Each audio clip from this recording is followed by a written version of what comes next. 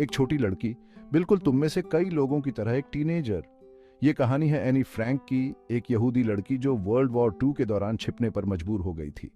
उसकी डायरी उसकी सबसे अच्छी दोस्त बन गई, जहां वो अपनी सारी उम्मीदें और डर लिखती थी। उसे क्या पता था कि उसकी लिखी बातें लाखों लोगों को इंस्पायर करेंगी। एनी की डायरी ह्यूमन स्पिरिट के रेजिलियंस का प्रमाण है। एनी को लिखने में सुकून मिला। उसकी कहानी होप और ह्यूमन स्पिरिट की इंड्यूरिंग स्ट्रेंथ का प्रमाण है। जरा पिक्चर करो, 1942 एम्स्टरडैम। नाजी रेजिम ने यूरोप पर अपनी पकड़ मजबूत कर ली है और एनी जैसी यहूदी फैमिलीज की जिंदगी पर एक काला साया छा गया है। उत्पीड़न से बचने के लिए फ्रैंक्स को छिपने के लिए मजबूर होना पड़ा और उन्होंने अपने पिता के बिजनेस के पीछे एक सीक्रेट एनेक्स में रिफ्यूज मांगा। जरा सोचो, उनकी दुनिया सिमट कर रह गई। 2 साल तक उन दीवारों के भीतर कैद। एनी, उसका परिवार और 4 दूसरे लोग हर पल डिस्कवरी के डर में जी रहे थे। उनके दिन फुसफुसाहट, दबे हुए मूवमेंट्स और पकड़े जाने के कॉन्स्टेंटली लूमिंग थ्रेट के साये में गुजरते थे। उनका अस्तित्व एक नाजुक बैलेंसिंग एक्ट बन गया। उनकी जिंदगी उन लोगों की काइंडनेस पर निर्भर थी जिन्होंने उनकी हेल्प की। वे अपने प्रोटेक्टर्स पर निर्भर थे, ऑर्डिनरी लोग जिन्होंने अपनी जान जोखिम में डालकर उन्हें खाना, सप्लाईज और उनकी सेक्लूडेड वर्ल्ड में होप की एक किरण दी। लगातार डर और अनिश्चितता के बावजूद एनेक्स में जिंदगी चलती रही। एनी ने अपनी एजुकेशन जारी रखी, बहुत सारी किताबें पढ़ी और अपने परिवार और बाकी रेजिडेंट्स के साथ गहरा बॉन्ड्स बनाए। उसकी डायरी एंट्रीज उनके शेयर्ड एक्सपीरियंस के चैलेंजेस और ट्रायम्फ्स को रिफ्लेक्ट करती। एनी के लिए वो सीक्रेट एनेक्स उसकी पूरी दुनिया बन गया। हर दिन वो साथ और लोगों के साथ क्लोज क्वार्टर्स में रहने के चैलेंजेस से जूझती थी।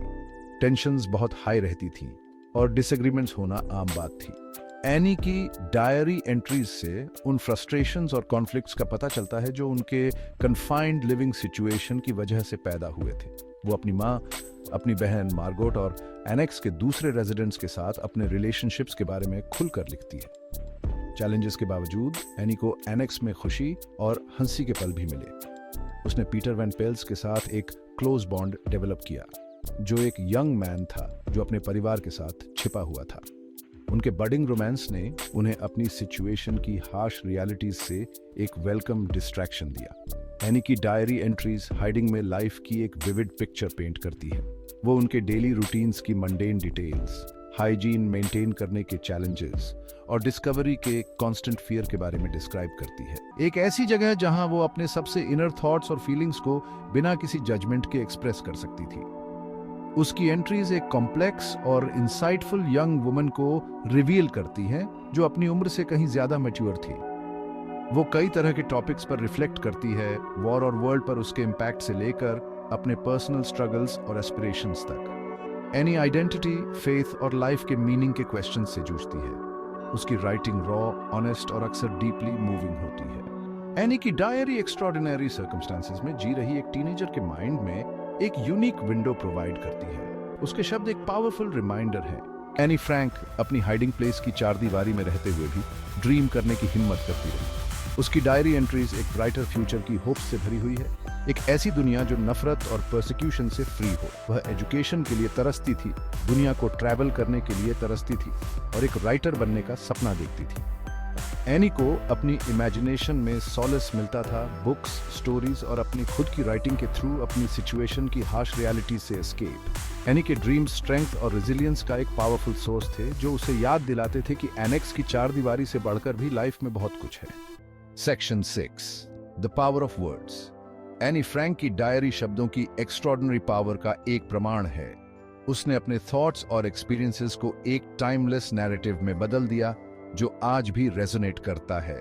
उसके शब्द टाइम और प्लेस की बाउंड्रीज को पार करते हैं और ह्यूमन कंडीशन की एक पोइग्नेंट ग्लिम्प्स प्रदान करते हैं। एनी की राइटिंग रॉ, ऑनेस्ट और डीपली पर्सनल है, फिर भी यह होप और रेजिलियंस के बारे में यूनिवर्सल ट्रूथ्स बयां करती है। उसकी कहानी हमें हेट्रेड, प्रेजुडिस और डिस्क्रिमिनेशन के सभी रूपों के खिलाफ आवाज उठाने के लिए इनकरेज करती है। डायरी की एंट्रीज अचानक रुक जाती हैं। अगस्त 4, 1944 को गेस्टापो को एक टिप मिली और उन्होंने फ्रैंक फैमिली और उनके साथ हाइडिंग में रह रहे बाकी लोगों को ढूंढ निकाला। एनी के शब्द, जो इतनी होप और लॉन्गिंग से भरे हुए थे, हमेशा के लिए साइलेंस्ड हो गए। एनी और उसकी बहन मार्गोट को बर्गन बेल्सन कंसंट्रेशन कैंप भेज दिया गया।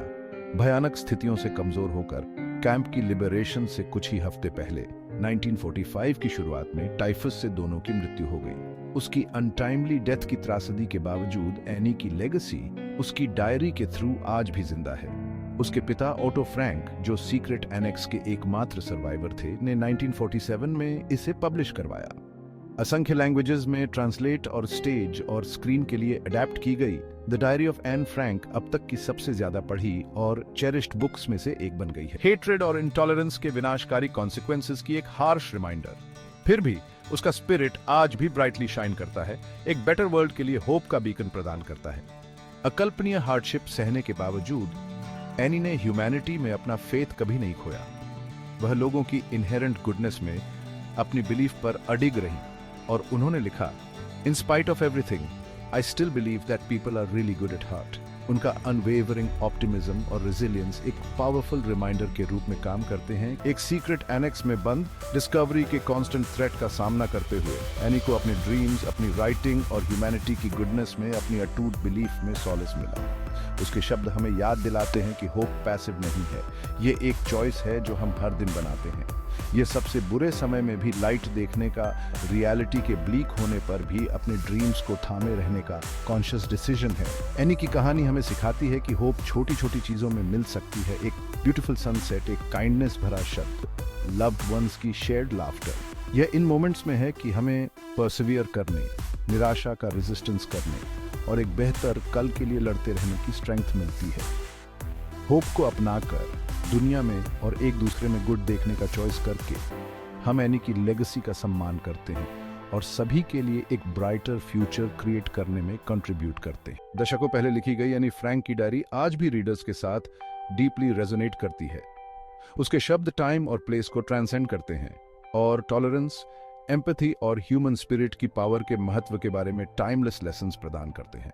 उसके एक्सपीरियंसेस हमें इनजस्टिस का सामना करने, जो सही है उसके लिए स्टैंड अप करने और एक ऐसी दुनिया क्रिएट करने के लिए चैलेंज करते हैं जहां हर कोई सेफ और रिस्पेक्टेड महसूस करे। उसकी कहानी हमें अपनी शेयर्ड ह्यूमैनिटी को अपनाने, अपने डिफरेंसेस को सेलिब्रेट करने और एक more just and compassionate world के लिए एडवोकेट करने के लिए अपनी आवाज का यूज करने के लिए एनकरेज करती है। एनी फ्रैंक की कहानी एक्शन के लिए एक आह्वान है जो हमें हेट्रेड, प्रेजुडिस और डिस्क्रिमिनेशन के सभी रूपों का सामना करने के लिए अर्ज करती है।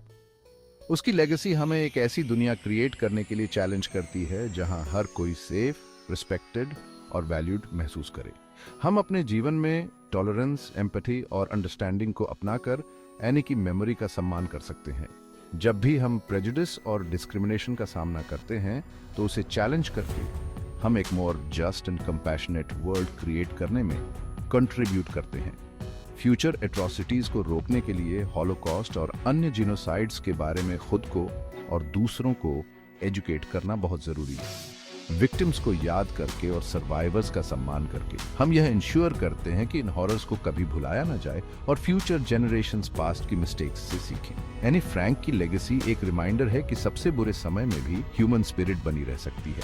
होप को अपनाकर जो सही है उसके लिए लड़कर और करेज और कंपैशन के साथ जीकर हम एनी के ड्रीम्स के योग्य दुनिया बना सकते हैं। अगर आपको यह वीडियो पसंद आया हो तो चैनल को सब्सक्राइब करें, वीडियो को लाइक करें। अगली बार हम लाएंगे और भी मजेदार और ज्ञानवर्धक वीडियो।